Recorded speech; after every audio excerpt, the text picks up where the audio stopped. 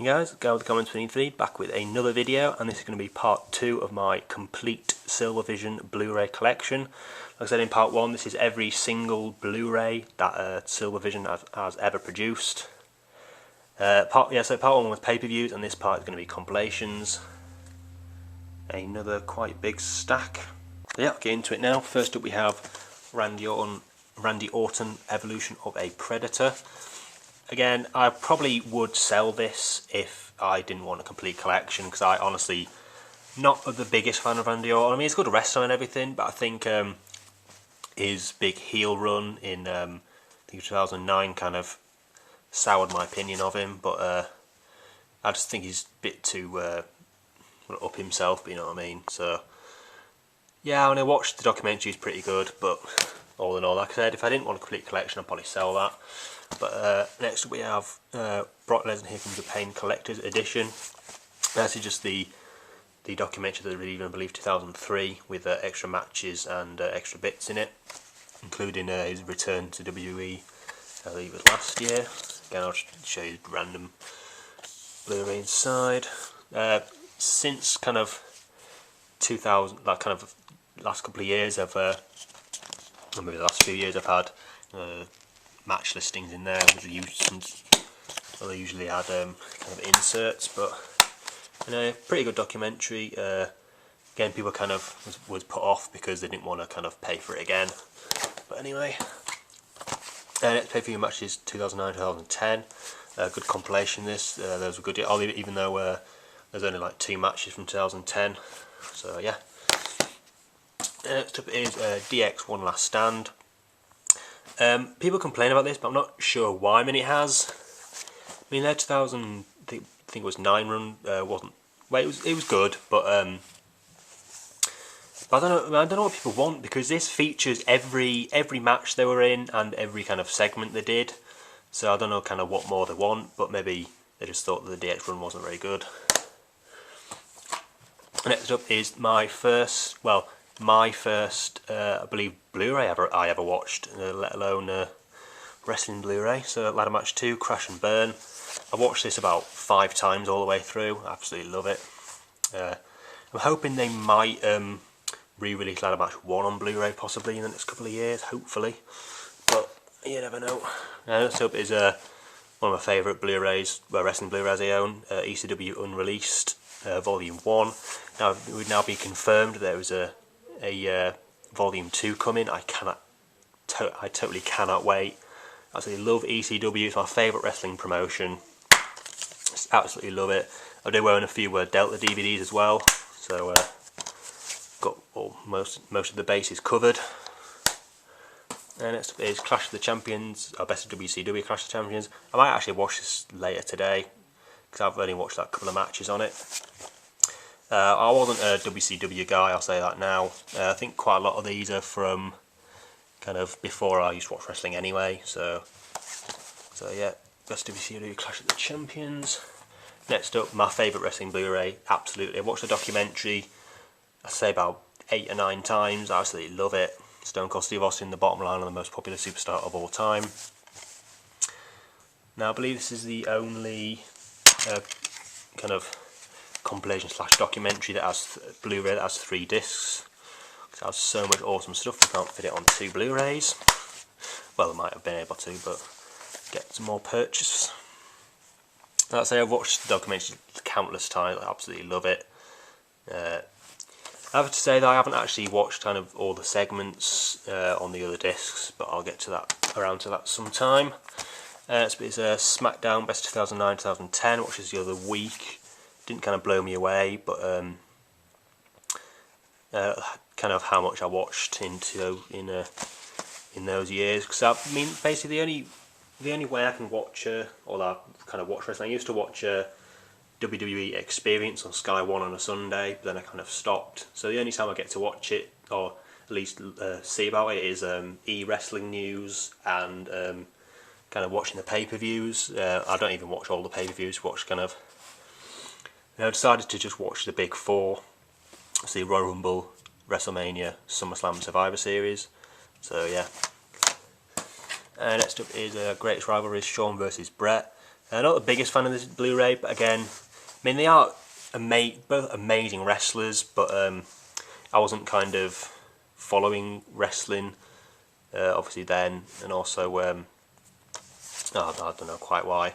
I haven't actually watched. I mean, I watched a couple of the matches, but not all of them. So yeah. And amazing documentary. This true story of WrestleMania. Probably in my top 5 wrestling Blu-rays I own. Again, I've watched the documentary at least 4 times.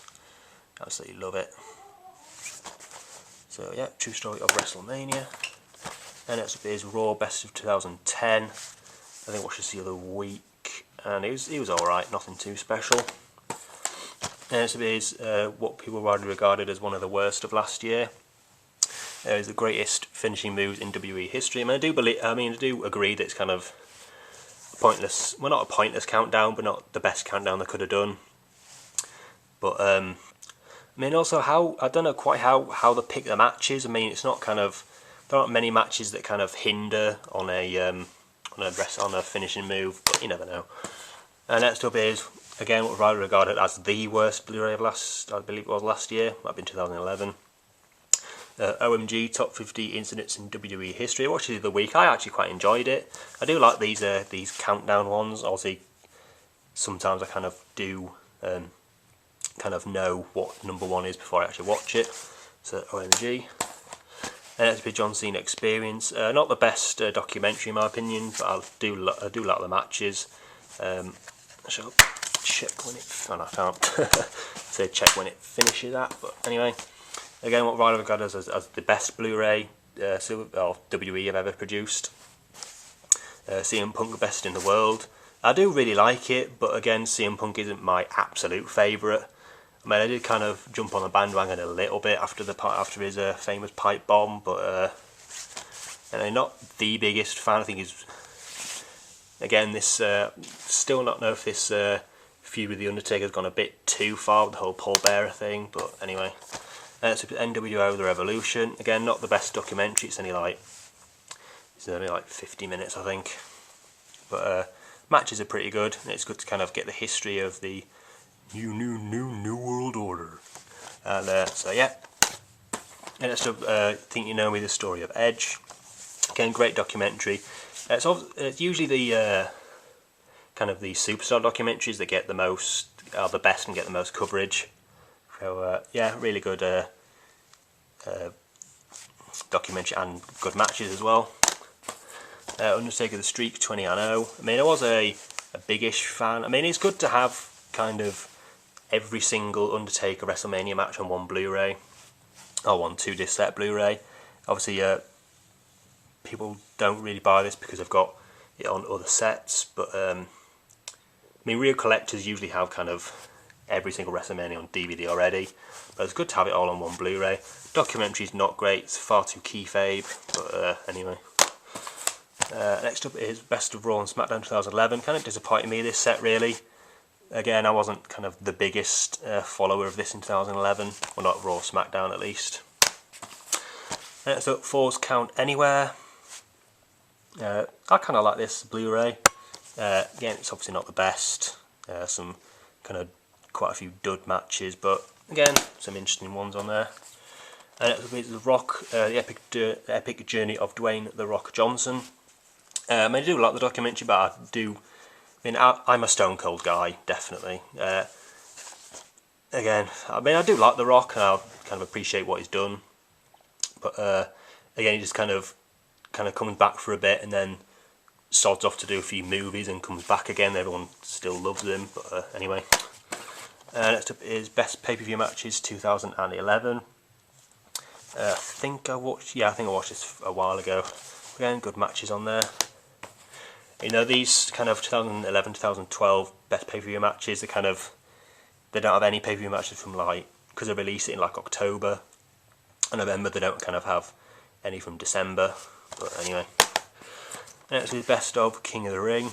I was kind of annoyed when I bought this because I bought it for full price, and then a week or so later it was a Wild Wednesday on Silvervision. It was 13 quid less. But anyway, again, I like this. This is just a compilation. There's no documentary, I don't think, anyway. Let's see, is there? Yeah, it's one of those ones that kind of has little vignettes, if you like, between a few of the matches, hosted by Booker T. Next up is what I would consider as the most pointless WWE Blu-ray. I mean, I just don't really think that they should kind of do a whole documentary on this, like this, the build up to this one match, which is. But it was alright. Again, I just don't really see the point. But anyway, the last compilation, Greatest Superstars of the 21st Century. People don't like this set, but I really do. It has kind of 3-4 minute kind of little videos for each wrestler or superstar, if you prefer. So, yep, that's the last one. So that there is a complete 100. Well, I'm 99.9% sure that this is every WWE Blu-ray that Silvervision has ever released. Like I said, there are obviously a few from Fremantle who took over Silvervision when they stopped, but again, some great Blu-rays in there, some not so great Blu-rays in there. So yeah, that's about it. Please comment, rate and subscribe, and I'll see you in the next video. Thanks for watching.